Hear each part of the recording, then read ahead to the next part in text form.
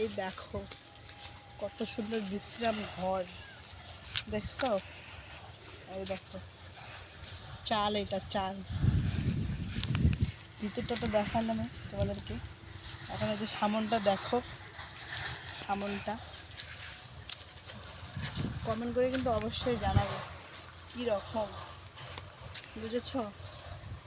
এই দেখো